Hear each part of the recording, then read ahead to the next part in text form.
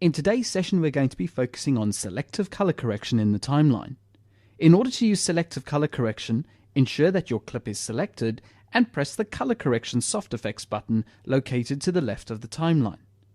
To work with selective color correction, press the E button to enter into the editor, and what we're going to do is we're going to switch from the standard color corrector to the color warper by enabling this button. Inside the color warper, we are currently set to work on the overall image, so if I make any adjustments, you can see how it's affecting the entire shot as we make a change. However, if I'd like to work with a specific color or a range of colors, instead of working on the master, we can choose to work on one of 3 selectives. You have up to 3 selectives per color correction. In this case, if we choose the first selective, you can see that our image is black and white. The view that we're currently looking at is currently the selective view. There are 2 other views included. You have the matte view, which is the key that you create when you key a specific color, as well as the result view, the overall combined result of selective color correction with other color correctors that you may have applied in the color warper. The first mode we always start on is the selective view. In this case, we're now working with selection 1, and on the right hand side of the interface you would then choose to work with the first selective, and then you define exactly what you want to work with. In this case, we would like to work with a specific custom.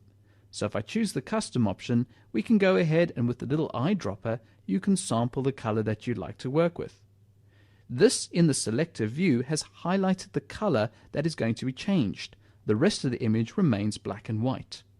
For your information, if you were to do any color correction changes at this point, you would not see anything in the selective view.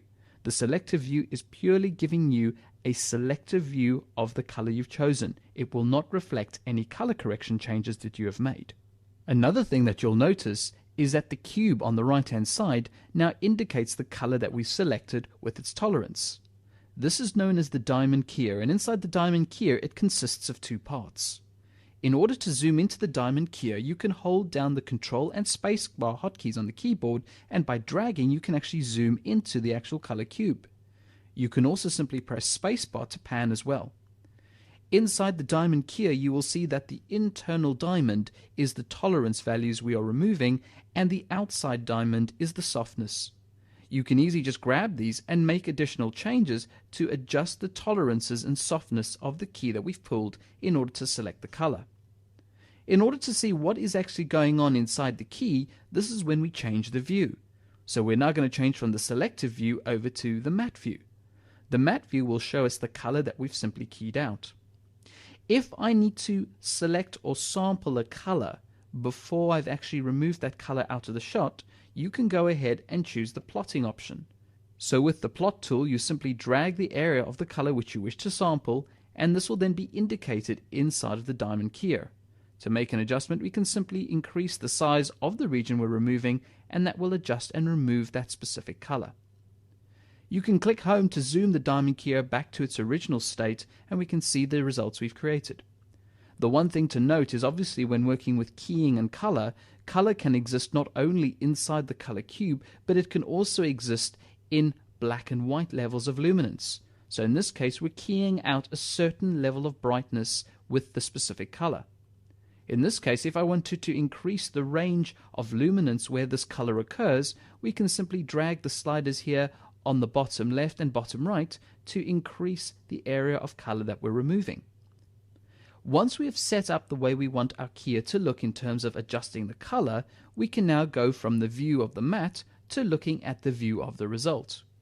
In the result view is where you will see your actual color corrections take place. So for example, if I was simply just to grab the hue slider and drag it, you can see that I've now actually changed the color of those letters. The one thing is the color might be a bit too sharp on the edges, because most color usually tends to bleed a bit. So the way we can adjust this is by coming to the blurring sliders over here on the right. You have got box blur as well as Gaussian blur when you've enabled the Gaussian blur option. You can either adjust the X and Y blurring either horizontally or vertically, or alternatively, if you hold down Shift and Alt hotkeys on the keyboard and drag it, you can see that you can proportionately adjust the blur. By doing this, it will then nicely smooth out the color in our image, and if we needed to adjust it even more, you can carry on making your changes to the adjustment. You can see now that if I drag through, it's going through with the key on the image. Now, one thing that's interesting about this example is that if we were to have a look at the original, so currently I'm looking at the real-time result of the color corrector, but if I choose View Source, you can see it goes back to red, and you'll notice that the ripples of the waves are actually coming through the color. This obviously is being reflected through the key as well. So the color warper and the selectives are actually handling the changes in color very nicely. In addition to this, you can also add color correctors on top of color corrections. So for example, if I was to switch to the second selective, you'll notice once again, viewing the selective mode, my image has gone black and white. This time what we're going to do is we're going to work with the highlights of the image. To do this, I choose the second selective and we can click the highlights button. What this essentially does is you'll notice that the softness diamond is actually encompassing the entire diamond keyer.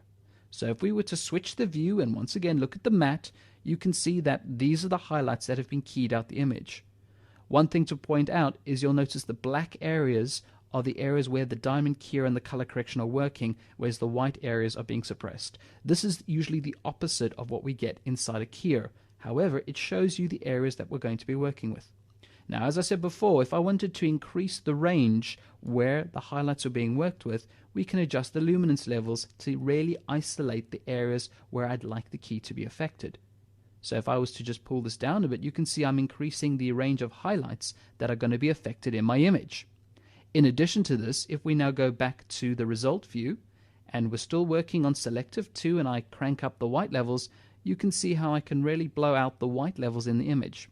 What's interesting with this is you could actually use this to do some type of diffusing effects. So for example, if I just leave the white on a high setting, and let's say for example I turn on the Gaussian blur, and once again holding down Shift Alt on the keyboard, when I drag it proportionally, you can see how it's giving me a nice diffuse onto the highlights of the image. In addition to this, it's also worth mentioning that at any point you can go back and adjust and tweak those settings. This also works with the first selective as well.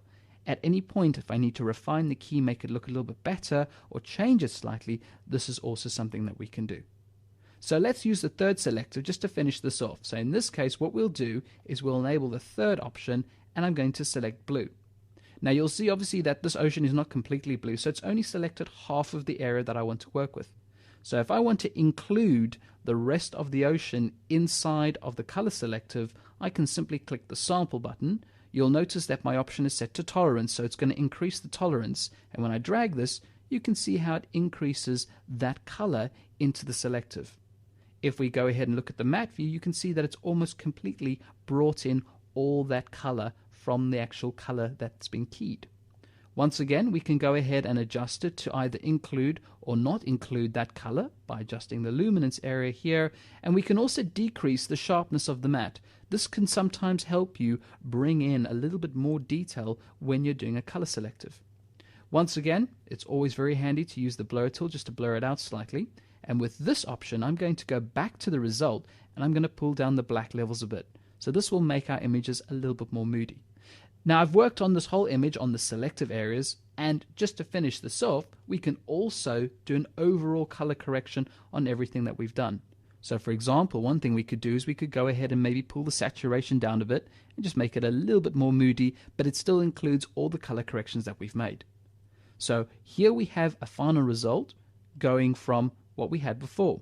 So you can see it can be used in quite a distinct way to go ahead and work on look creation and defining the look that you would like inside of the smoke timeline.